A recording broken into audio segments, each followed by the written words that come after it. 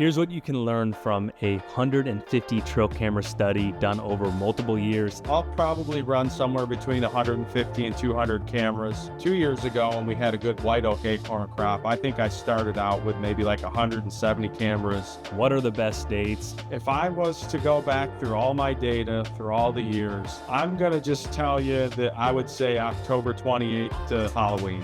Are cold fronts overhyped or maybe not hyped up enough? When I've done moon phase, even barometric pressure and all that stuff, I don't see it anywhere near having the same effect as temperature. We have Steve Sherk, and you're going to hear it all right now. This was the first year ever, and I don't want to get too far ahead, but I'll just say this quickly, where the first year ever in my study where the top 2 days were the middle of October. Like, I've never seen that ever. Steve, how's it been?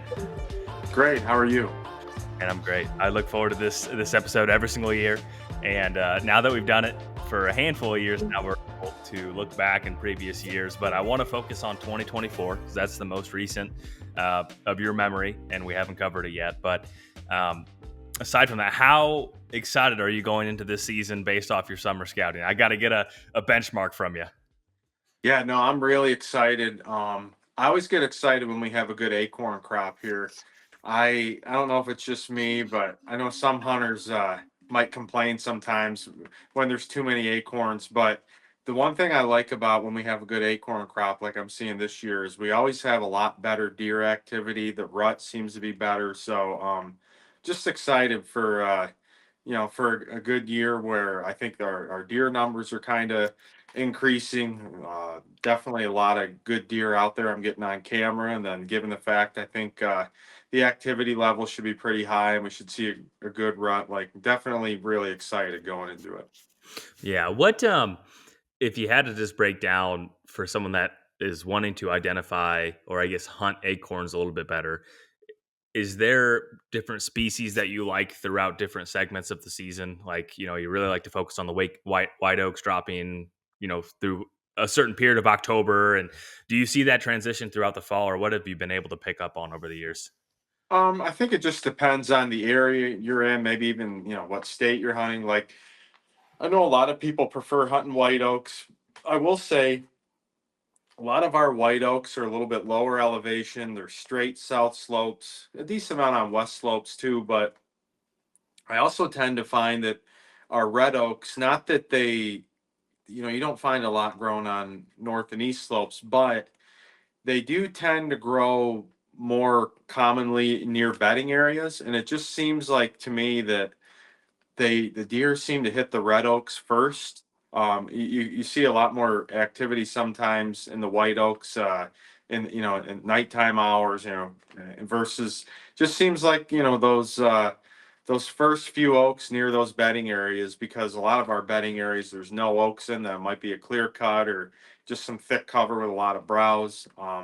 They seem to hit those first few oaks and spend some time.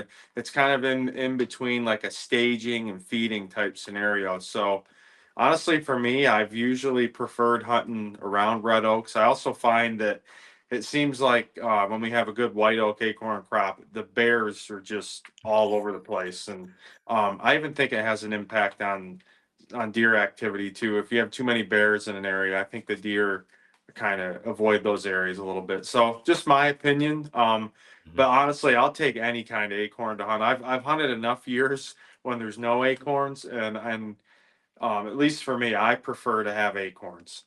What was the acorn crop like last year in comparison to this year, if you had to compare the two? Last year we only had red oak acorns, and we only had them in higher elevation. So I would say it would be like a couple years prior, because red oaks take 2 years to develop. We must have had a low elevation frost where anything down low got frosted, and obviously those oaks weren't able to produce. So you only had high elevation acorns last year, and it made it challenging because the problem is seeing similar to what we're seeing this year is we're having some extreme drought conditions here where, especially in hill country, the only water is way down low. So you had water way down in the bottoms, but then you had the primary food source up high. So it was a hard thing to figure out in some areas. And it seemed like sometimes the deer were more closer to feed, then other times they were staying close to water. And I think it makes it more difficult in the mountains here when water isn't as abundant, and like, because usually there's water everywhere. There's a spring or coming off a hillside every 100 yards or even less than that. But then, you know, once again, in these drought conditions, it all comes down to where it gets so dry. There's literally only one stream that has water, and that's the furthest, bottom stream in a valley. Anything that runs to it is bone dry. So that can be challenging. But then there were times last year I found that if you were just near that water, it seemed like especially during the rut, you were in the ball game. So there were times when it seemed like it led to some advantages too. I think the water intake during the rut for especially bucks, I think is something overlooked. Like I think those bucks, as they're roaming and covering a lot of ground, they got those heavy winter coats on covering, miles and miles some days. I think they're seeking out water a lot more than what some of us even know. Hmm. How, with for someone that's maybe hunting in a similar region and knowing water is going to be important, and with acorns being everywhere and the white oaks dropping in the bottoms, are you going to try to hunt the bottoms, or have you had much success hunting in bottoms where the thermals and wind is so much more shifty? I mean, yes and no. I'm gonna right now. If the season was tomorrow, I'd definitely be hunting like the lower third. Maybe not right in the creek bottom. We don't have a lot of oaks that are in the bottoms here. That might be a surprise to some, but a lot of our oaks are on the ridges. But still, you can find acorns right now dropping within 100 yards of a stream, where there's water. So I think somewhere in the middle of that, or maybe a little bit closer. I still think most of these deer are bedding a little bit up on the ridge, but they're staying within a few 100 yards of water in case they want to get a drink throughout the day. Hmm. So if I was to say it, to in just a few sentences, um, I'm definitely planning to hunt lower elevations near water, but also near food, just in that combination, keeping everything tight together. Hmm. If season started tomorrow with the warmer temperatures, how excited would you be based off your trail camera data, or after multiple years of seeing how important the weather is? Yeah. I mean, this time of year, I wish we had a season this time of year, because I tend to see a lot of daytime activity in September versus the early part of October. Hmm. I'd be pretty excited, other than the fact that I think it's going to be like 80 degrees, and we've hardly seen any rain in like 2 or 3 weeks. I mean, it's been Same. super dry here. So the conditions wise might not get me as excited, but the time of year, that would be exciting. And given the food situation, everything that Mother Nature is throwing at us right now, I think hunters would have an advantage if they knew where to go. Like I think the deer are going to be more concentrated in a lot of these areas, because even though there's food everywhere, there's not water everywhere. So you're able to already, eliminate some areas, just knowing, okay, if I can find where that food is closer to water, and being so warm like this, I think you could really dial in on a good pattern. That's encouraging. That's encouraging for the Yep. folks that maybe have seasons open early, and then October 1's going to be here before we know it too. How Yep. many cameras? You've ran a lot of cameras over the years. How big is your camera fleet going into fall of 2025? It should be about the same. I mean, I only got about 100 out right now. I'm actually a little behind, honestly. Us building that cabin this year, there's still some finishing touches. Even like literally tomorrow, they are hooking the electric up for it. So that set me back a little bit. But I'll get freed up, and I'll probably run somewhere between 150 and 200 cameras. But I am concerned already. It seems like whenever we have a good acorn crop, there we have an increase in bear numbers. I don't know much about bears, but I do believe that like bears are a little, or not like deer, where I don't think they have is a home range similar to deer. And like if we don't have a good acorn crop, it doesn't seem like the bear numbers are here. So my point is, I think bears come in from miles and miles away when the feed is here. and they are already playing a number on my cameras. And 2 years ago, when we had a good white oak acorn crop, I think I started out with maybe like 170 cameras, and I think we lost 40 or 50 cameras that year to bears. I mean, Oh that's a my huge gosh. hit. Yeah. So, and I already had two cell cams today take a hit. I'm waiting for them to send me their pictures or the test photos tonight, hoping that they still work, or I'm going to be out a camera or two even today. So I can't imagine all the cameras I got out that aren't even cell cameras that might be destroyed. But another thing is if the bears keep coming after him, I won't just keep putting new cameras out on a year like this. Like, I'm not going to go through 100 cameras and just get them all ruined. I'll have to use more woodsmanship and boots on the ground scouting and just suffer that way, I guess. Yeah, with running that many cameras over, for a while now, what's one thing that you wish you would have known when you started? And the reason I'm asking that is maybe someone only has 5 cameras, right? And so Yeah. for the guy that has 5 cameras or 4 cameras or maybe 10, what are the key things for those folks to, hit the ground running? Because I imagine out of the 150 cameras, there's maybe 10 that are just lights out. Yep. And I'm assuming. So like what's something that people need to know that they can learn from you from running so many? The Whitetail Podcast is brought to you by Moultrie. One of the first cameras I ever bought was a Moultrie, and they've come a long way. Whether after your first deer ever or this is your 20th year of hunting, Moultrie has you covered. Their cellular trail cameras have no SD card, very easy to use and set up right out of the box. I love to pair the Power Mag with a Pro Series camera. The Moultrie cameras are affordable, effective, and reliable with US-based customer service, 2-year warranty, and just a great camera. So the next time you're in the store and you're trying to decide what camera to buy, I encourage you to try a Moultrie if you want to support the podcast. I think the key is like having a good diverse setup or strategy, like not having all your cameras maybe just on scrapes or um, like thinking of different weather scenarios. In hill country, having cameras on all sides of the mountain, north, south, east, and west, mixing in creek bottoms and some in cover, some in travel routes, travel corridors. Like, I try to mix everything up really good anymore because it seems like if you're too focused on certain things, like there's certain years where, for instance, if it's a pretty slow rut and you got a lot of them on, scrapes and travel corridors. Like there's years when we just don't see as much scrape activity or the movement just isn't as good. And there's years when it's really hot that they tend to hang more down in the creek bottoms and north and east slopes where it's cooler. Like having a good diverse setup and thinking of all these different scenarios that could play out throughout the season where you could be getting intel for a lot of different once again scenarios or different reasons. I really think that helps out a lot. There's been a lot of years where I was too focused on just a few different things and I wasn't able to figure things out the way I'd like to based on what my cameras were showing me. I want you to think of your favorite camera from last year and describe that setup. You don't have to be too specific, but just a general, and maybe you have 2 cameras of like, was it on a scrape? Was it in a travel area? Was it on a north or south slope?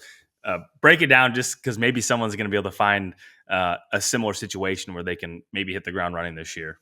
Yep, and it's funny you kind of almost came close on just some of the things you thought of, but I would think of two different cameras that I had out. The one was in a creek bottom, and I've had cameras in this spot before, and I mean it's been decent, but it wasn't like it was last year. And not to get off topic, but I will say like I don't have spots. I mean, I do have some spots that are somewhat consistent, but like it's not like I put a camera out, pick a location, and then every year that's my best spot. Like Mm. rarely does that happen. But I had a certain spot down in a creek bottom last year that it was just on fire, and I think a lot of it was based on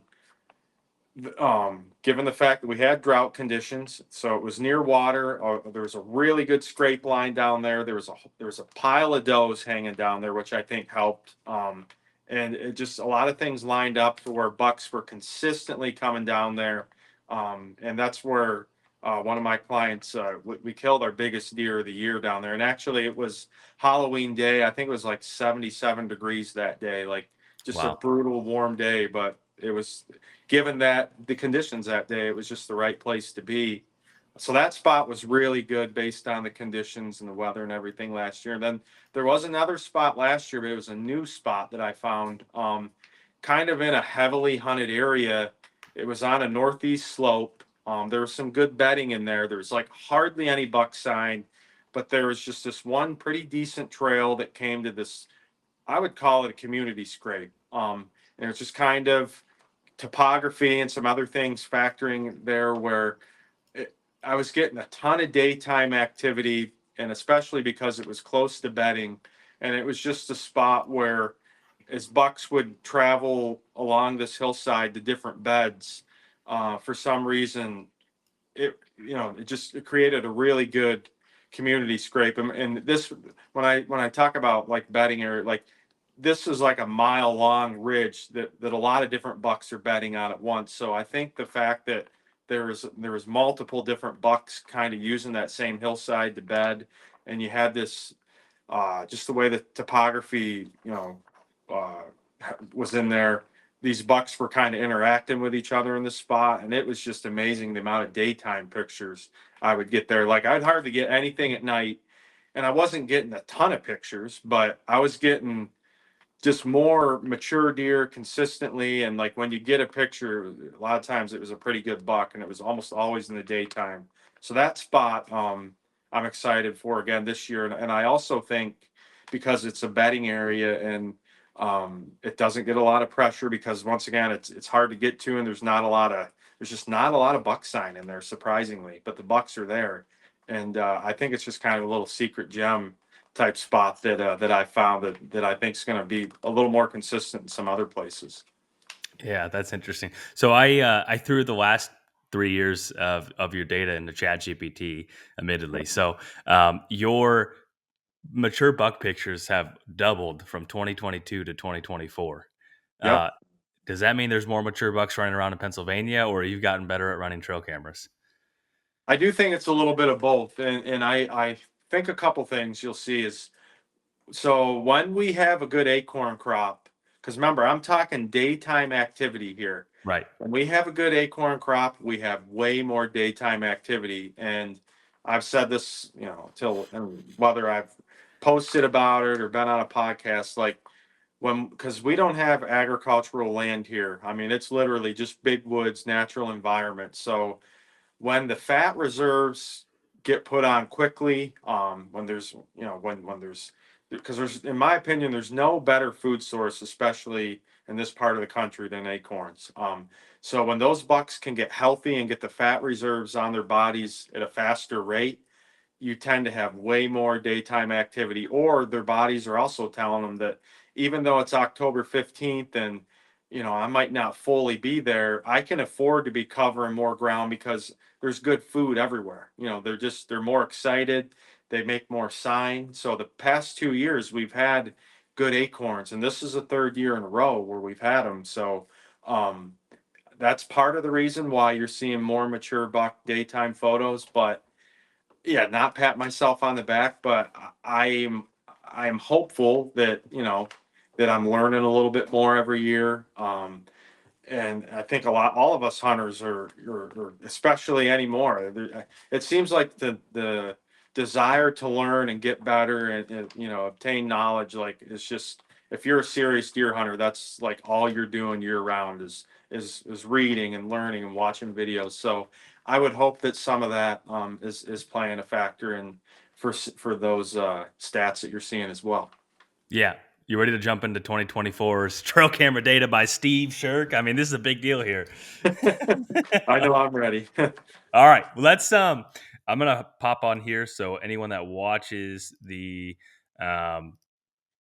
podcast here on video on Spotify, and then I got to figure out how to do this as efficiently as possible, and hopefully people will be able to see this and zoom in on when they're doing this. But let's kind of just walk through the season, because I feel like that's a good way. I mean, it's crazy to me. You have over 100 cameras out, and October 1. For the guy that wants to hunt the first day of bow season, Pennsylvania. there was 2 buck photos and 0 mature buck photos on that day to kick Yep. off the season. Yep. And actually, we're talking more like probably about 180 cameras out at that time. So out of all those cameras, Wow. literally 2 daytime photos, and that's insane. I mean, um, I can't tell you. I don't even know have a full answer for that, except for the fact that it was 66 degrees for a high, 56 for a low. That's not good temperatures given even that time of year. Like our best still even early October. You got to have those lows in the 30s usually for an early October increase. But this is a very common thing. Like we just don't tend to see really good movement in the early part of October. But one other thing, and I don't mean to ramble on too much, but I will say a lot of my cameras though are more set up for the rut because my cameras, even though I'm collecting a lot of data, like I use those cameras more for my business than anything else, and the bulk of my business is during the rut. So there are a lot of areas that might be good in the early season where my cameras just aren't there because I know those spots are only going to be good a week or two, and so I might be missing out on some intel, but honestly, not to the extent where the data that we're collecting should ever change. Like just early October here is not typically that good of a time for daytime buck movement. Yeah. Well, let's keep working through the month, and we can stop on a date that sticks out to you. Yeah. I mean, you can see just and not to interject here, but October 6th, 8th, rather, you can see the number of buck photos start to increase, and it looked like there was a little bit of a front that rolled in. Exactly, and that's all that we needed. Even though we had a high temperature of 59, we had a low of 34. That was the coldest morning of October by far at that time. And if you even look for 4 days in a row, we had low temperatures in the 30s, and then sure enough, we have 4 pretty good days of movement.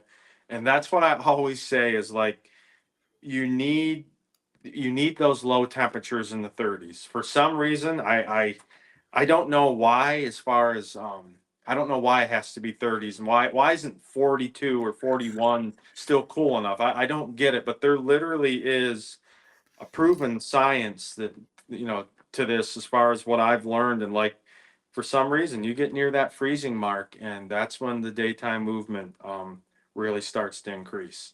Hmm. I noticed you kept track of the moon phase this year too. Was that the first year you've done this? No, Okay. I was doing the moon about every 5 years, although I think it's been 7 or 8. And honestly,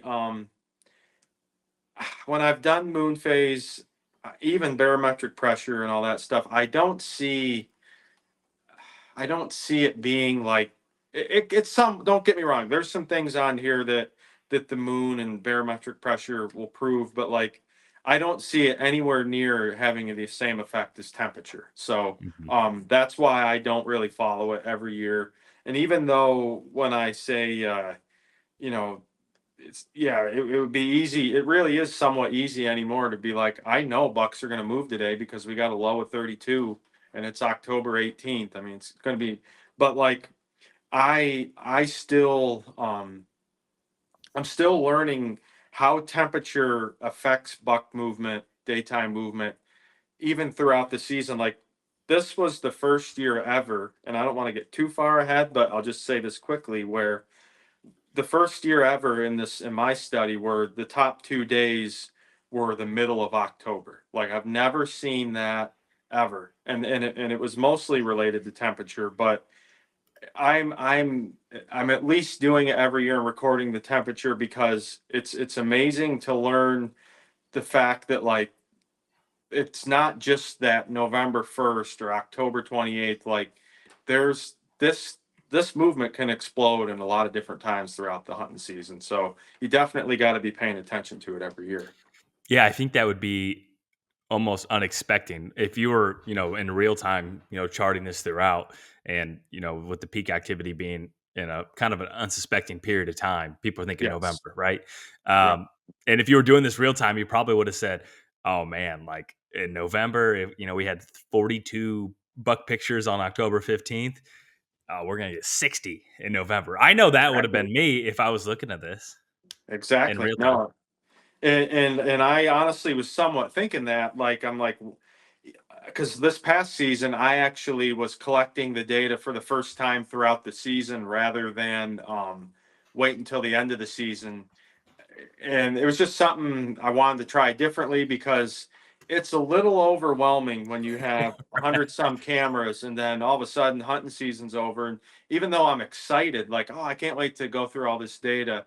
But then it starts to, honestly, there's a little bit of a stress involved. Like, man, this is a lot It to is a lot. compile when when I'm especially guiding. Like some days I'm checking literally 30 or 40 cameras in one day where, man, if I can do this as I'm going, it will be fun to see how the season is progressing, and I don't have that big pile of cards to go through at the end of the season. So that's what I did last year, and I'm going to do that again this year. Keep up with it a little bit more. But to get back to your point, like, yeah, I was thinking, holy cow, if it's this good mid October, I can't imagine what it's going to be around Halloween. But I mean, it's we still had some decent stretches at other times, but it never got as good as what mid October was last year. So, and then I What? wasn't even guiding then either. So, who knows Oh, what could have happened if I had some people in the woods here.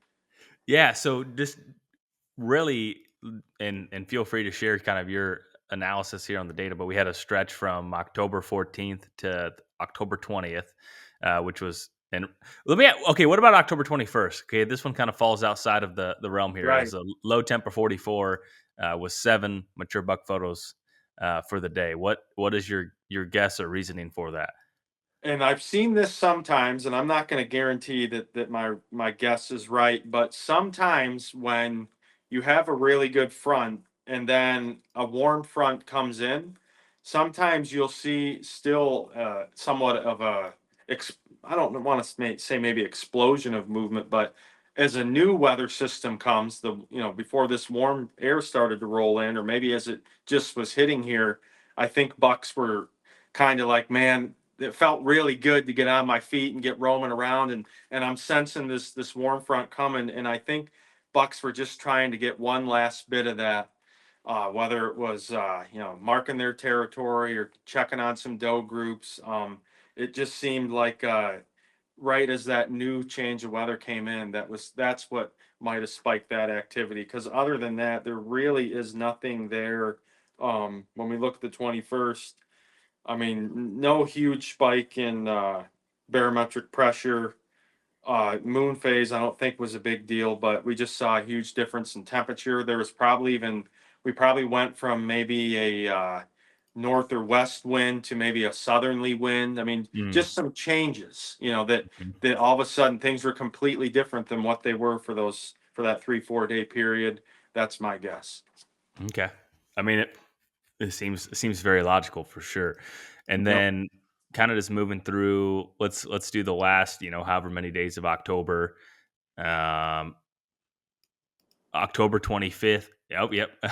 It's funny. You Yeah. can look at the number of mature buck photos and then look right and you're like, oh yeah, that was Yeah. a low morning. And actually, October 25th was the best day we had for mature buck photos last year, October 25th. So there was a difference. Mid-October, even though we had, like, when you look at the 15th, we had 7 mature buck photos, and the 25th, we had 8. So not a huge difference there, but still, I do think the fact that it's now October 25th and we had possibly one thing I don't remember for sure, but it might have been the coldest morning in October. I think it was when you see that low of 27.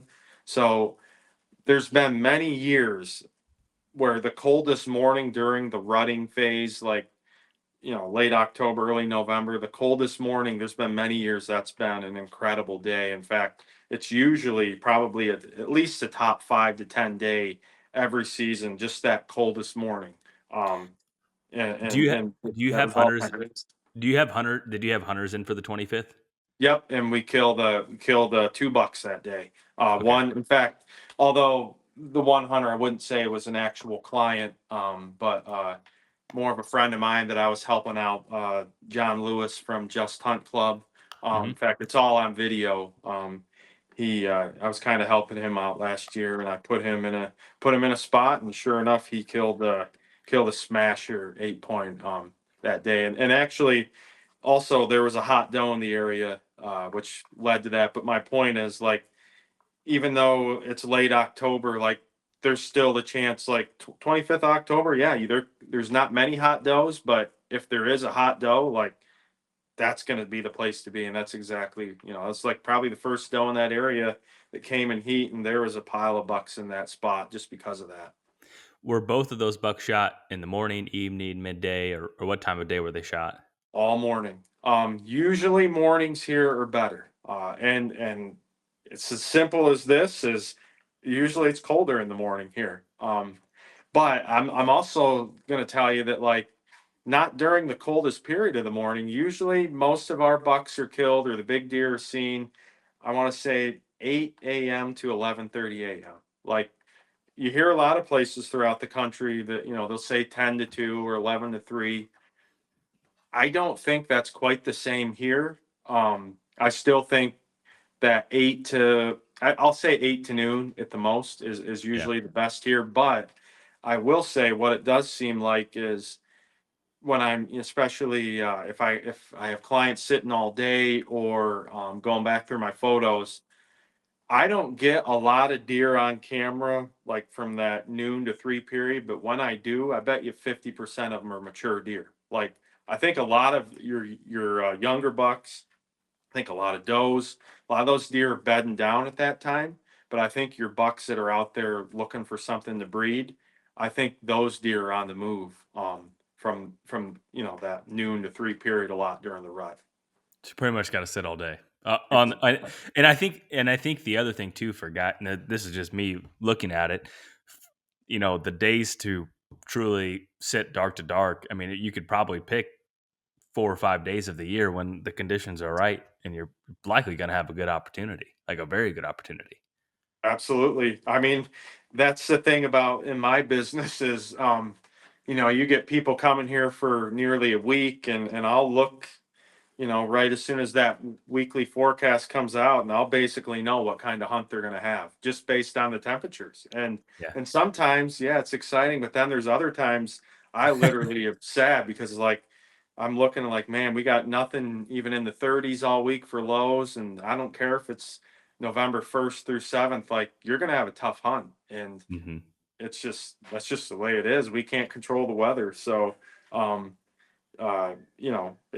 that's just hunting. And if there's one thing that, I always say, one of the top things hunters have to be aware of is weather conditions and how that's going to impact, honestly, I believe, your success too. I'm not saying you can't kill a good deer on a 70 or 80-degree day. I mean, I've done it before, my clients have done it, but your odds are still better when those weather conditions are right. Hmm. Yeah. That's the name of the game, and to put the poker chips in the middle of the table on on these dates here, when it seems like the 28 to 32, 28 to 34 seem to be a really sweet spot. So, anything else jumps out to you here for October other than, some of the best dates being unconventional? Like October 15th, I wouldn't have guessed that would be uh, one of the best days. I wouldn't. I'm not very good at Right. guessing though either. Yeah, no, I mean, that was, like I said, that was a huge shocker last year, and I would have never guessed because one thing I've seen most years, and we'll talk, I guess I will mention a couple things here, but one thing I've seen most years is, like, even though I'm a big October fan, like, I like October more than November, but I like late October. I don't. I'm not going to say mid October is bad. I'm not a big fan of early October, but my point is, like, throughout the years, I've seen where, like, for instance, maybe you get a cold front October 16th, and usually you'll see a decent spike in movement. Then you get another cold front, say October 28th, maybe even with the same temperature, almost the same wind, same everything. Usually you'll see double the movement in that later October cold front, even if the once again the temperature is the same. But to me, I still think that, as as daylight decreases, and other factors like that, the testosterone, the rutting urge, like that should be increasing more as we get further into October. So it was just more of a shocker to me, like why didn't we see us, maybe even like October 25th, like why wasn't that just the best day overall, even though it was Mhm. for mature deer? But where I'm going to tell people my opinion why I think October 17th was the best day last year was because of the full moon. And we had a decent we had some decent barometric higher pressure too. So we had a time where we had really good temperatures. We had a full moon where I almost always see an increase in movement when we have a full moon in October around that period. This year's going to be a little more interesting because our full moon's earlier in October. But when I get that full moon, either in mid to late October, seems like most months it usually is. It seems like if you can get the right weather around that full moon, then you'll see, you know, see pretty good movement. And I just think we had multiple factors coming into play during that October 17th period where everything was just lining up. And I think once again, even given the acorn crop we had and every factor is just one of those scenarios where, even though I'm a big fan of temperature and hunting around those mornings when it's close to freezing or freezing or below, when I can throw other odds in there too with the pressure and the moon and other things, everything lined up that day, and that's why it is what it is. Yeah.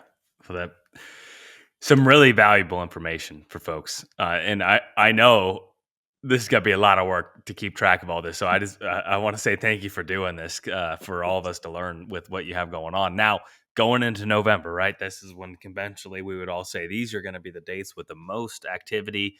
Yep. I every year I always like to look at the dates that everyone has kind of programmed everyone to really look forward to every year. Sure. But let's go ahead and look at like the first 5 days of November. Uh, Yep.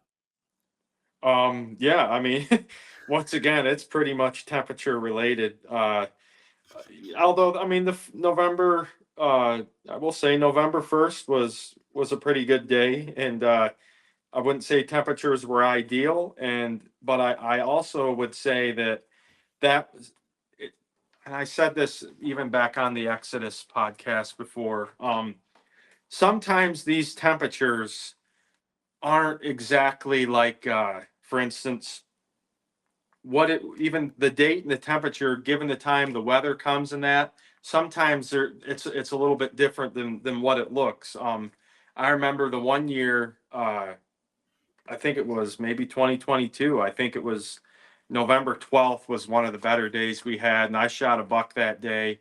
And I remember it didn't show right because at midnight the temperatures were like 60 degrees, but then by uh 10 or 11 in the morning it was nearly the 30s or whatever. So when this, when I'm looking, this isn't more like me watching the temperature all throughout the day. This is at whatever point of the day, whether it's midnight, as soon as that date struck, it could have been 80 degrees, but it could be 30 or whatever. So where I'm getting to is even though we look on November 1st here and it does not show temperatures being superb and we had really good movement, it might have been just given the fact that as soon as November 1st at midnight hit, it could have been 43 degrees or whatever then, or 60, whatever, and then drop throughout the day. mhm, And that might be why we had such great movement, because we definitely had a front coming in, because we can see a huge change in those low temperatures coming ahead, or at least for a couple days. But mhm. the movement was still pretty good, but it didn't quite uh, hold up to what some of those days were in October. Yeah, second and third were good. Yep. We always got to look at November 7th. That's a very popular date Yeah. uh, from Boone and Crockett Records and a lot of really influential hunters over the years. In the 30s, Yeah. pretty solid day. Pretty solid day. And I totally wouldn't tell anyone, like November 7th can be really, this is something what I see every year. It seems like no matter what, it goes in waves. Certainly the temperature has an effect in it, but I always see a lot of years where it seems like November will come in good, and then it'll start to lull a little bit, maybe exactly what we're seeing here. Then I'll see a little bit of a spike between like the 7th and the 10th. It just seems to be like a roller coaster ride sometimes. Yeah. Like November is not always just great every day, like in that early part, but it has its highs and lows. But yeah, I once again November 7th, we had those lows in the 30s, and overall, I mean, that was the best one of the better days we had in earlier part of November. Yeah. When it comes to whitetail hunting, one of the most overlooked pieces of gear that gets pushed to the wayside is your glass. And that is why I love Hawk Optics. They have a variety of different options at an affordable cost, backed with a lifetime warranty that rivals all of the premium optic manufacturers. Whether you're looking for a pair of binoculars, a spotting scope to have in your truck at all times when you're cruising around and you see a deer in the backfield, pop this out. It's very compact, very surprisingly good glass for the price. And if you want to save 15% off, you can use the code WHTL at Hawk's website. You're going to support the show, save some money, and get some good glass. One piece of gear I am extremely excited to use in a tree stand this fall is the laser rangefinding binoculars by Hawk. All-in-one system. You don't have to fumble around between your binoculars to your rangefinder. One clean swoop, pull them up, get the range, and get ready for the shot you've been waiting for all fall. Use code WHTL at checkout to save 15% off Hawk Optics and be backed for life. I shot a buck on November 9th, which I need to pay closer attention to, what were the dates in Illinois. And I would say you guys are probably maybe a day or day and a half behind us in terms of Yep. temperature. Yep. So it's fun to kind of compare that. And I think that's something important for people to know if they're listening to this in Wisconsin or Minnesota or Illinois or Kentucky or Ohio or something like that, and kind of estimate how far ahead or potentially behind if you're, east of Pennsylvania. Yep. But yeah, I mean, you look once again though, like every time the temperature spiked in that earlier November period, and you look at that low temperature, and and and last year, we never actually had what I call a classic day where we had uh at least I don't think during the rut where we had what I call a 30-30 day, where you even have highs in the 30s and lows in the 30s. And those are those days like I would recommend sitting all day. But a lot of these really good days we had last year, we had highs in the 50s, but we had lows in the 30s or 20s. And those were still great days. I've said this before too. A lot of times in the woods, and especially if you're like even on a north or east slope, those cool temperatures will hold in the woods longer than they will like if you're in town or walking the streets, or you're out in the field, or on a south facing slope, whatever. Like temperature um can be can be completely different from certain different types of areas that you're in. So I'm sure in the woods, you get a good 28-degree morning. It's going to be a while usually till it warms up, and it's just having those right temperatures to keep those bucks cool and wanting to move. Like really, that's all it boils down to. Yeah. So I threw this, like I said, I threw this in AI, and there was an interesting chart. I'm going to pull it up here in a second. Of it categorized it by, I think it was just total buck pictures, not mature buck pictures. And I'm Mm-hmm. going to throw it up here on the screen for you to look at too here in a second. Here we go. Okay, 1 second here. And I think you might find this interesting. Here we go. Yeah, Okay. I gotta get close with my Yeah. phone here. Yep. So this was moon phase distribution 2024 trail camera data. And this was AI too, so I did not Yeah. I did not fact check this. So, That's all right. But I found this to be really crazy. Of these were the moon phases with the most buck activity. Yeah. What's it saying there? WC and WG. Yeah, on my phone it's not showing at all, but so I think that goes according to what I thought. Looking at looking at, although I will say, what's it look like? The one, is that saying 40 some percent for, Yep, 40 and then 48. and then the other phases there, it didn't hardly do nothing. Yeah, so waxing waxing had 40%, waning had 48, and then all the other ones were like 1.3, 1.3, 2.7, 2.7, 4%. Or yeah, Wow. 4%. And So the that's new moon had 4%, the full moon had 2.7. so yeah, and well, that's odd though because so when we look here in the at least the mid-October period, and this is why I say just the mid-October full moon, but Mhm. that is saying that most of the time we had a full moon, which there should have been three of them throughout this study potentially. We Yeah. didn't have much movement, right? Correct. But the other thing too is how the spreadsheet is. There's also a lot more waning and waxing days too, to where I think this can get skewed Sure, pretty yeah. easily. Yeah, well, and who knows? But Yeah. no, my point is and as I, do this every year on these podcasts and explain this information, it's you're always going to see some differences every year, but there's also things like I said, for some reason we get that mid-October full moon or late October full moon. There's certain things every year where you'll find that are also like just I almost always see an increase, but and maybe it's not if you looked at the moon 12 months out of the year, you might not see it having as much of an impact. But The weather's there king. yeah, exactly, Um, especially the temperature. yeah.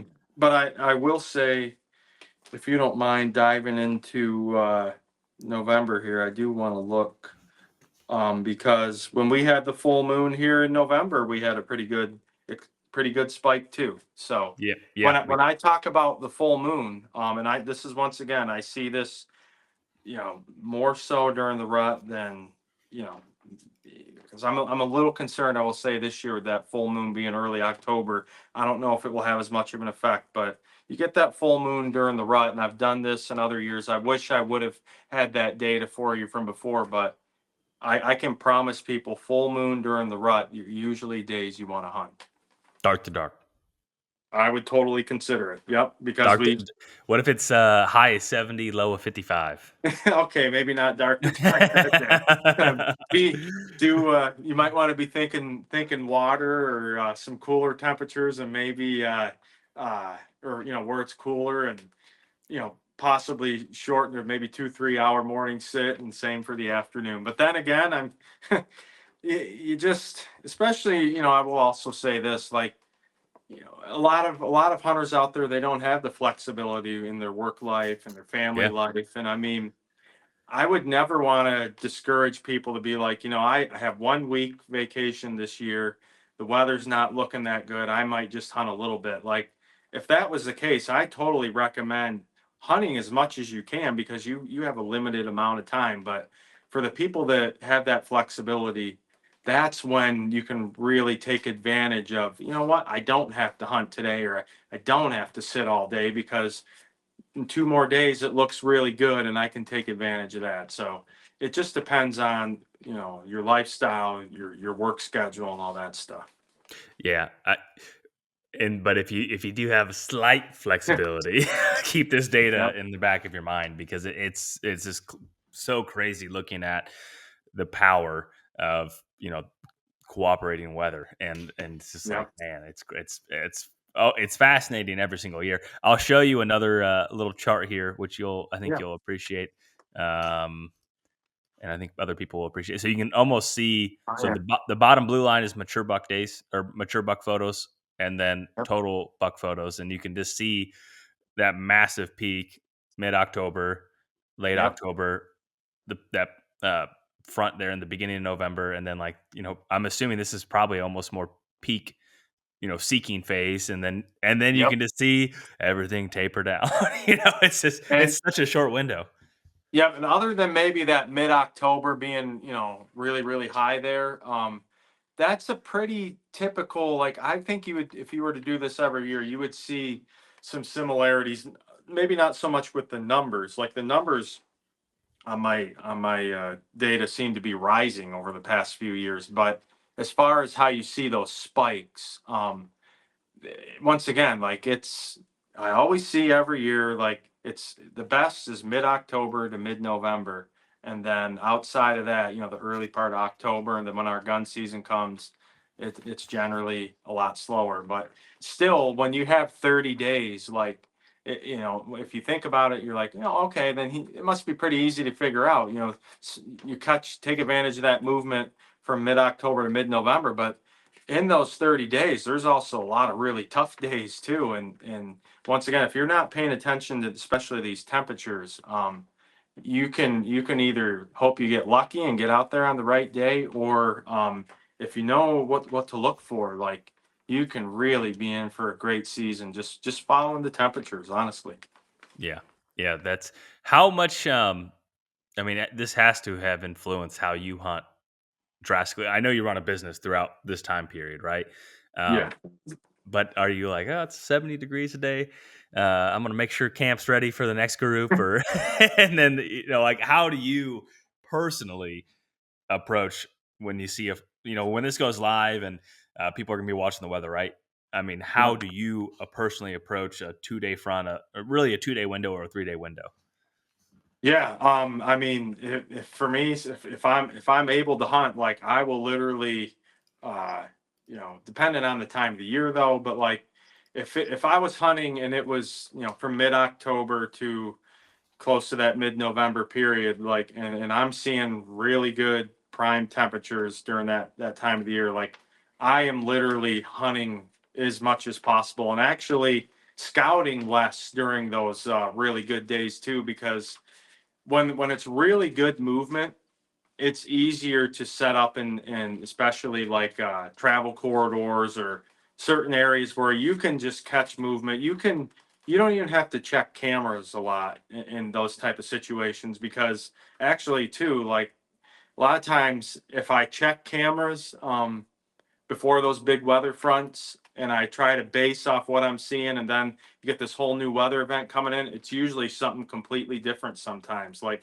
seems like I get deer showing up in places where they haven't been in weeks or months. So a lot of those hunting experiences are historic type spots, just those really good rut spots that seem to be consistent more throughout the years. And that's just, the fact too that, like, I'm gonna sit in the stand as much as possible if it's during that rutting time. And also really, because you only got, like you said, what if you only have 1, 2, 3 days of it and then it's over with? Like, you really, in my opinion, can't afford to spend a day or two scouting, because you need those 3 days to just be in that stand hunting hard. Once that weather system passes, then yeah, you can get back to checking cameras and putting some boots on the ground and reevaluating things. So yeah, if it's prime temperatures during prime time, I mean, I'm gonna hunt my butt off daylight till dark. Yeah. You bring up an interesting point about how, let's say you do check cameras before a front rolls in, or you have cell cameras and you have some data like, oh man, when this cold front rolls in, I'm really going to try to move in on whatever particular buck. And what you're saying, a lot of times, if you do that and that's the most logical process, right? Where you're like, okay, I've had this buck in this area the last, sporadically once or twice over the last 2 weeks. It's, for the first 2 weeks of October. Now we have Yep. that first cold front rolling into, well, we'll use October 15th as an example. Yep. What you're saying, a lot of times they throw a curveball or okay, Yep. all right. So yeah, I'll let you Yeah. explain it a little bit more, because Yeah. I think Yeah. most And people and would fall into really, the trap of like, oh, I'm gonna go there because we got this front, and then they check the camera 2 weeks later, like, oh, he was 400 yards away from where I was that night.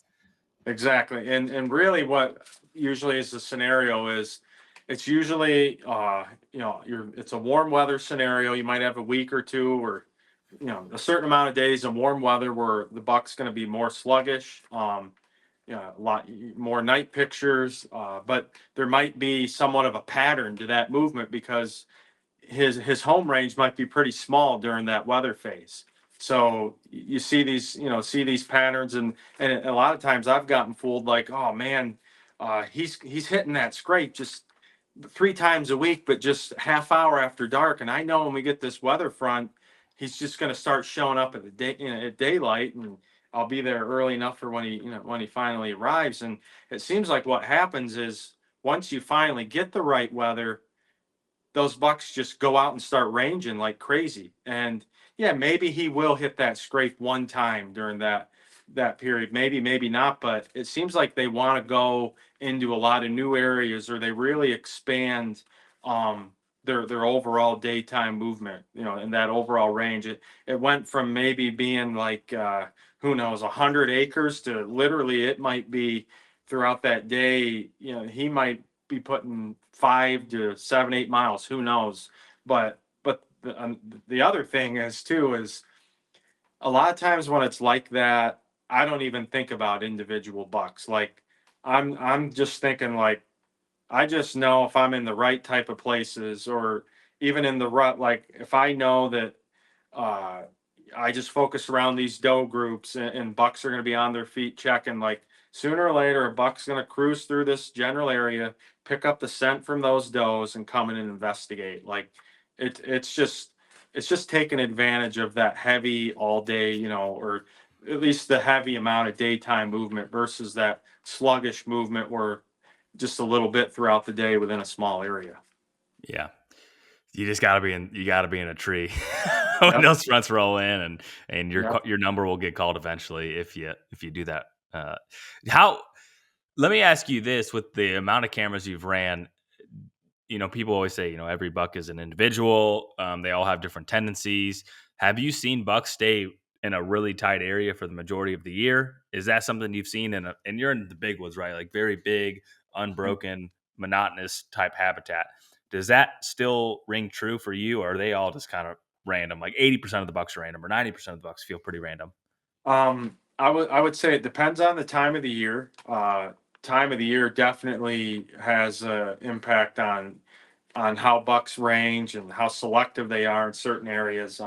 There's certain times when food sources are more consistent, or there's other times when things are constantly changing and they're moving around more. But overall, I would say like it seems like early season bucks are pretty tight to an area, and it seems like once gun season gets here, even though they're not that daylight active, except inside maybe small areas of thick cover, less hunting pressure. But it seems like those 2 times a year, even though they're not moving as much, like if you know where that deer beds, and maybe even know where he feeds, if you can match those two things together, you'll find more consistency and be able to dial in on them more.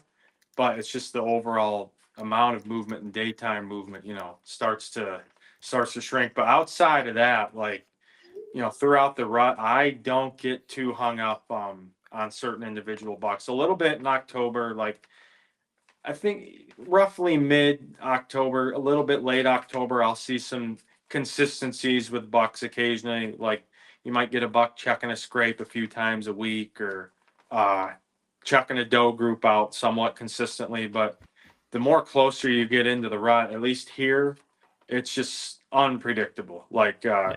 I actually I get frustrated with some clients because like they're always seeing pictures and wanting to hunt certain deer, and like, oh Steve, you posted that picture of that one today. I don't, honestly, I don't show clients in the rut a lot of what I'm getting on camera, because usually it pulls them into wanting to hunt that certain deer. And I mean, don't get me wrong, like I'm using cameras a lot in the rut, but a lot of the times I can't get the right intel to where I'm like, I know you're probably going to see that buck again. Like these bucks are ranging too much, but I'm looking on more consistencies in the rut, usually with does, or if I do, if I do find, a buck being consistent, and it's either like I literally got to go grab that person out of a tree right now because we got a hot doe, and we might only have 24 hours until he stays in this area and leaves. So it just really depends on time of the year, really. Yeah. No. All right. I'm gonna put you in the hot seat here. You have to pick a range. I'm giving you some flexibility here, but you have to pick a range of 3 days for the season of 2025 of when a cold front rolls in, as what you think will be the most active day for mature bucks. And this is, you're saying 3 days in a row or 3 different days? Yeah. So you could pick, for example, October 21st to October 24th as an example. Yep.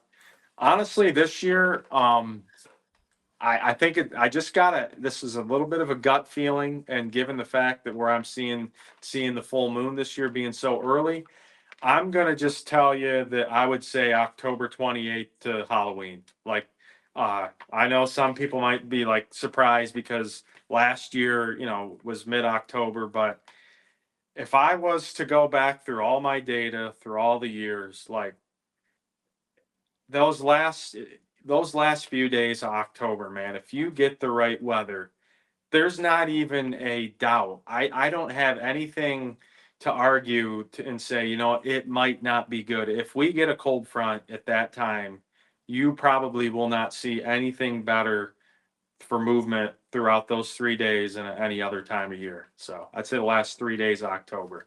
Okay, hopefully the weather cooperates and your prediction comes true. Are you sitting dark to dark? And when I say dark to dark, I think sometimes people lump two different things in their own mind. One of them being in the same tree from when the sun comes up to the sun comes down, and then another version of dark to dark is I go hunt until 1 o'clock or noon or 12:30 and relocate for the evening. What would you do if the weather's right between those dates? It would have to depend on my setup. Like if I was just hunting travel corridors, we certainly, so I rarely recommend hunting travel corridors here unless we have the right weather and usually that time of year. But like if it's just a good travel corridor, um, I would say you got to sit there probably maybe even those 3 days in a row. Like I have spots where given that time of the year, the right weather, I would almost bet my house if you sat there for 3 days and the wind was in your advantage, the thermals were right, whatever.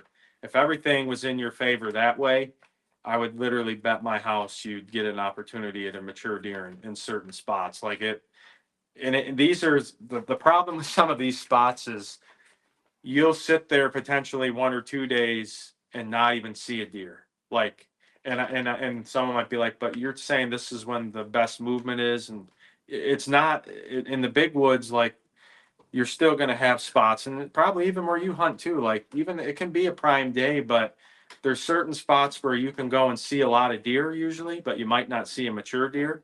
But if you wait it out in these spots when bucks are, you know, going from ridge to ridge and covering a lot of miles, like if it's a good travel corridor, man, you usually got to give it a good 3 days and hope for the best. But if it's a spot where, say, it's an active scrape and we hunted it day and a half, or nothing much was happening, I would get down and make a move. But certainly you touched on it, like this wouldn't be a sit until 10, then go back out at 2. Like you want to get in a tree or be in a tree as much as possible during that time, especially if the weather's right. Yeah, and I just want to drive down of how rare these days are, and and and Yes. and just you gotta really remain focused, and because it very well could be the best stretch of 2 days, 3 days of the entire season, and I think we all fall into the trap of like we all say this. I feel it's going to get better. Like, oh, it's October 29th and we just had maybe the best front of the entire year. Yeah, but November's right around the corner and it's going to get better. And based off your data, that's not always true. And so I Yeah. just want to drive home for people to like really, and myself too, really, cherish whatever Yeah. cold front we get in October, in the back half of the month. And I will say this, like I've been doing this for a long time, like probably around a decade now. And I would say, geez, I'd have to go back through, but probably 60 or 70% of the years, 6 out of 7, out of 10 years, uh, somewhere in October has been the best. It has not been November. There has been years November has been the best, but we're on 2 years in a row. It went from, I know in 2023, I think it was October 30th or 31st. I'd have to go back, but those were the best days. And I know someone might say, well, yeah, it's just about November, but there's been other years like October 24th or 28th or 25th. Like it's usually somewhere in that time period. I know, there's going to be years, yeah, when November turns out to be better, but most of the years I've done this study, it's been October. So I always tell people, like, to not overlook October, especially mid to late October. It's good chance it's going to be better then than that time you've scheduled off in November. Love it. Well, Steve, always appreciate you taking the time to do this. I appreciate you. Uh, it's a lot of work. It's a lot of batteries. It's a lot of SD cards. It's a lot of storage to organize all this. And I just want to thank you for doing this. And if people want to potentially book a hunt with you or reach out to you, what is the best way for that to happen? Yeah, it's right now the best is going to be through my social media, Instagram or Facebook, just Shirk's Guide Service. But I will say our website's going to be up and running here probably sometime early October, but it's going to actually be shirksoutfitting.com. Okay. I don't know, maybe sometime depending on when you have me back or whatever, we'll make sure we throw that in there. But keep an eye out. I'll if you follow me on social media, I'll start leading everyone to our website. Once again, shirksoutfitting.com. It's going to be just going to be a few more weeks till we get that back up and running. Wonderful. Thank you so much, Steve.